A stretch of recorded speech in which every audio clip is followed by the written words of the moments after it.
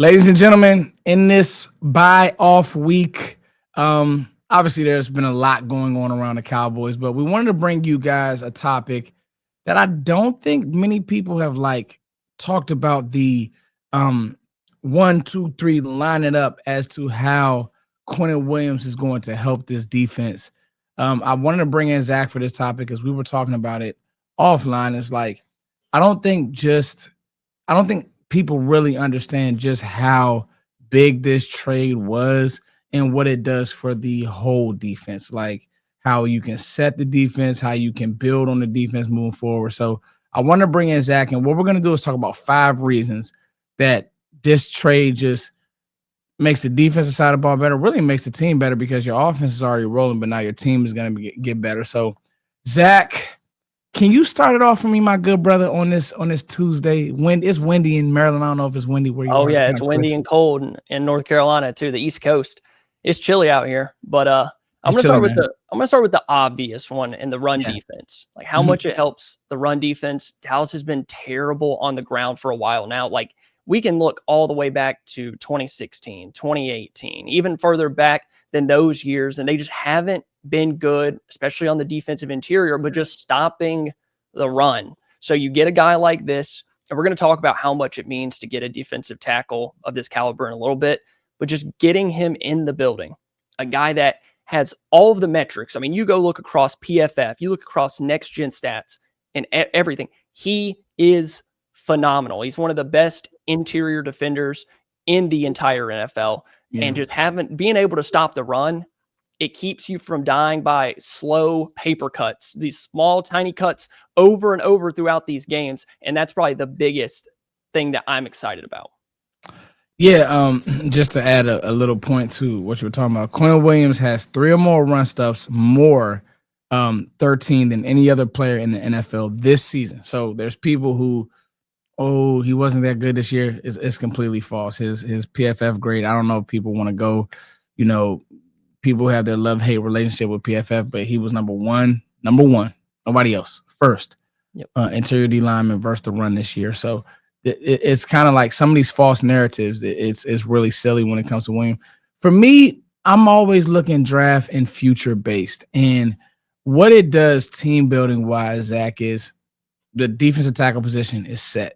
Maybe Foots you could draft. Yeah, you can, but you're not banking on that player to be Mozzie Smith, come in and be ready. Even if you go defensive tackle, they could go depth. We don't know what's going to happen with Kenny Clark, Osa's on your books. So they may say, hey, if we get wiped out of DN, we get wiped out of corner early, there's a defensive tackle that we really like, and we want to continue to make our front special. They could do that, but that player would be learning from a guy in Quinnen Williams because your defensive line and the way that he plays, he sets the middle of your defense, and it's done.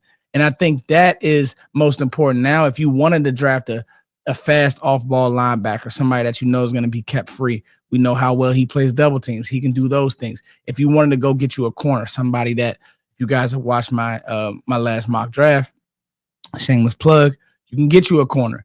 You are set at a position that you struggle with, and I think that's priceless, Zach. It is, and us looking at so much draft stuff, like you're always looking ahead. You can't just be like, well, 2025 is not over. We can't talk about 2020.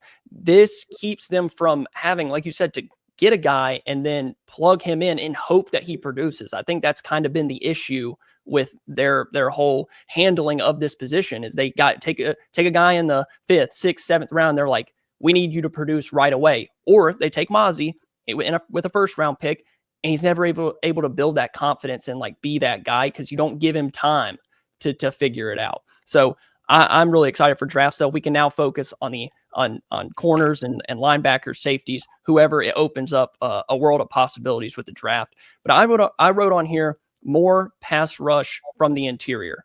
So double team pressures, while being double team, the most pressures since 2022, Quinnen Williams is number 1 with 57. Number 2 is Osa Odigizua with 53. So now put those two guys together, and now you can actually get after the quarterback. Quinnen Williams can push the pocket, help out your edge rushers.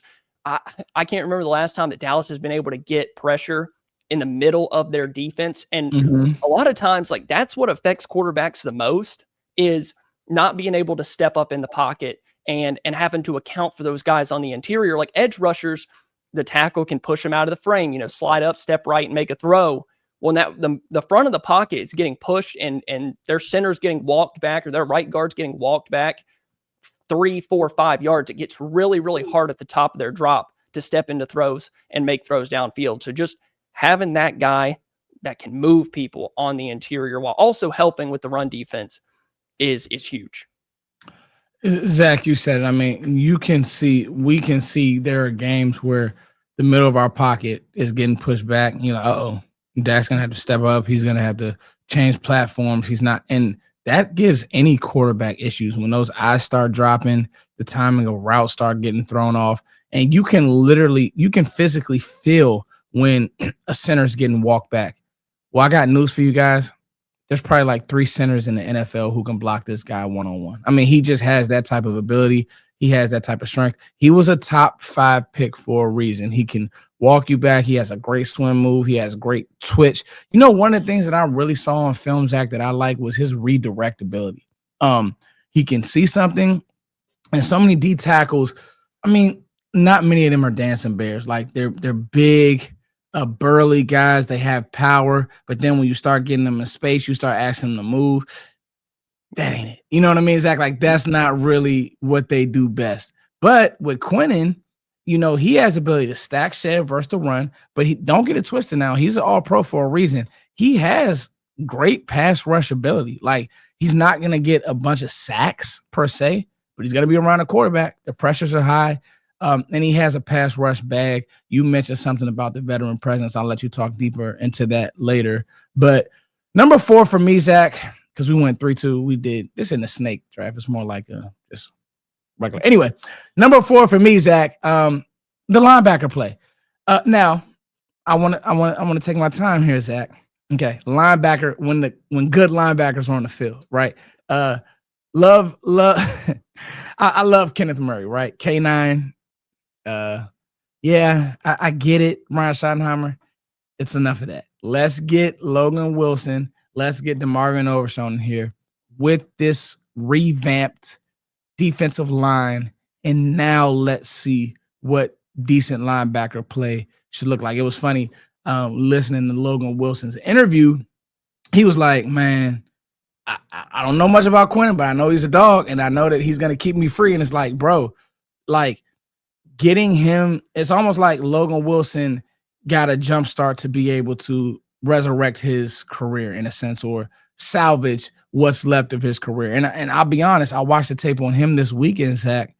Man, he's better than what you have. I mean, more consistent, more physical, better IQ than what you have. And that's not saying much, but if you pair that with Overshown, maybe you use Maris Leofau in the rush game, the blitz game. I don't think that you just completely bench Shamar James, but I do think that you need to have a conversation about the linebackers, and that conversation will be a lot easier knowing that you have that guy in the middle of your defense taking up double teams. So I think it helps the linebackers a lot, Zach.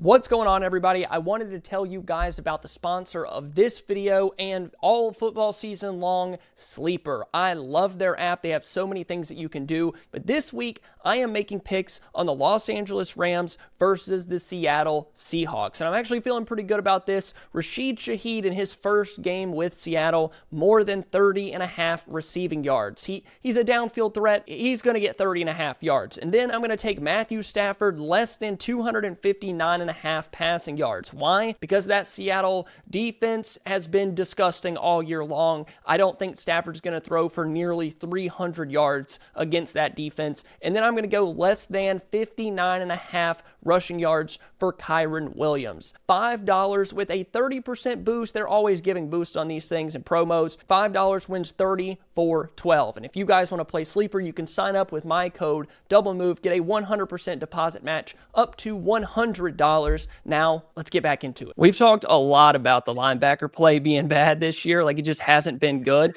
And So when they go into these interviews, though, they can't be like, well, it's because the defensive tackles are getting washed out or they're getting double teams and I'm having to take on 300-pound linemen trying to make a block at the second level. Like, that has been an issue because the defensive tackle play hasn't been good as well. But when both of those are bad, that's when you start seeing those Rico Dowdle games where it looks like you can drive a semi truck through the lanes because everybody is getting beat. And I was saying that for the longest time. Like, there was a couple games when I went back and watched the film, all 11 guys on the defense were getting beat at the exact same time or getting washed out, getting reach blocked. Like, it just wasn't good. So having a linebacker that isn't at an all-pro level, but to pair that with your all-pro level defensive tackle, it should make a difference. You get Overshown back, you get some guys off the field, you give Shamar James a year to figure it out. Like, he just got thrown in there. He's been thrown into the fire. I 100% agree with you. And then veteran leadership, just having a different, not philosophy, but just a voice in that room that people can look at and be like, okay, been there, done that. Like, we know you can play. And when they go in and watch film, like, there might be 10 guys messing up on the field, not playing well, but you know that Quinnen Williams is playing well and doing what he's supposed to do. And just having that guy, it seems like Williams is excited to be here. Like, most people will tell you that they grew up as Cowboys fans, or, they know the star. He's going to get to play a lot more games on national TV. But just in the locker room, having that all-pro. I'm trying to think, is there an all-pro on this defense or like in that defensive room for Dallas? Like, anybody that has the pedigree of a Quinnen Williams? I don't think so. So it's like, just getting that does mean a lot. Closest would probably be the Marvin Overshown, but he hasn't played and he hasn't stayed healthy. But I mean, that's probably the closest. You'd think of guys like Bland, who just has had a bad year this year. He got paid, but his pedigree, when we talk about pedigree, it's 5th round. I mean, it is what it is. So when you see some of these mistakes and, him constantly getting beat, I mean, I'll be honest with you. I was talking to somebody about Bland. I know this is a little bit off schedule. He probably is best going back in the slot at some point, just because on the edge has been such a struggle. His confidence, I don't know how you feel about it, Zach, but like his ability to bounce back from a bad, like when Bland has had bad games this year, they've been just awful. Like Arizona said, yeah, you know what, your corners have been bad, but we're going to attack that guy, your best corner. And we're going to continue to attack it with a guy who really hasn't been great. And then the next week, we're not going to do anything.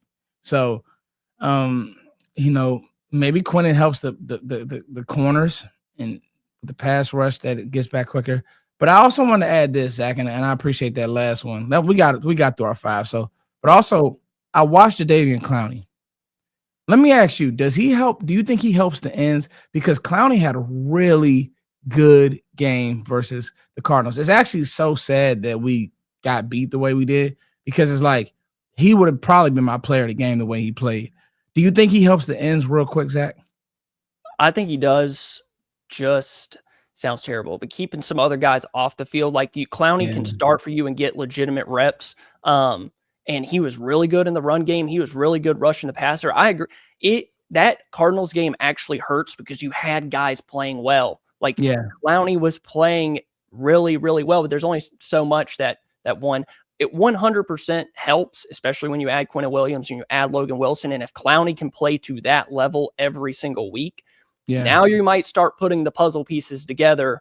And by this point in the year, Eberflus should really have down that rotation, that defensive end room rotation. Like, it needs to be nailed down. Who's going to be playing a ton of snaps, who's not. And we've talked about it. Clowney, Ezeraku, those have been your 2 best edges up to this point. If you have 4-man front, 5-man front, and they can find guys that are playing well, then it can start actually looking different than we've seen the first half of the season. Completely agree, Zach. And I think that's all you're looking for. Get it to average. You got an all-pro out there now. You got, prayerfully, Revel can give you something. We know Overshown, if healthy, who he's been. The rest of the back end gelling. Keep Brady Stewart out there. Maybe you get Malik Hooker back and just get it to average. Get the defense to average. So, Zach, thank you for doing this. We hit these points. I hope you guys enjoyed this one. Me and Zach will be over on the Landry Hat at some point this week. We got a long week, guys, and weekend.